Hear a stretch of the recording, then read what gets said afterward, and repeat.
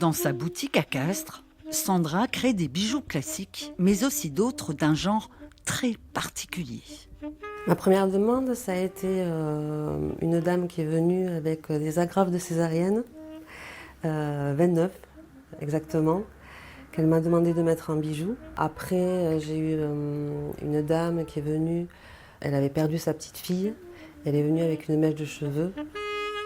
Mèches, dents de nos proches, décédés ou non, poils, cendres d'animaux, entre les doigts de l'artisane, tous reprennent vie sous une autre forme, les bijoux souvenirs. Les gens ont besoin de se rattacher à quelque chose, si ça peut un peu consoler quand il y a une perte.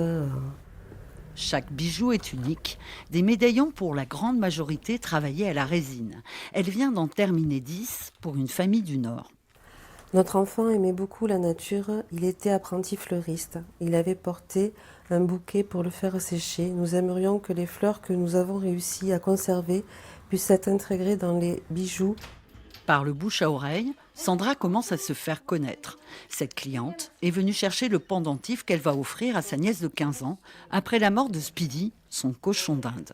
Elle voulait sur fond transparent, les poils en forme de tronc, des feuilles dorées pour le haut de l'arbre. C'est symbolique et ça permet de proposer un objet de transition pour aider les gens à soigner leur tristesse ou leur deuil. Depuis 2019, la demande pour ces bijoux fait son chemin.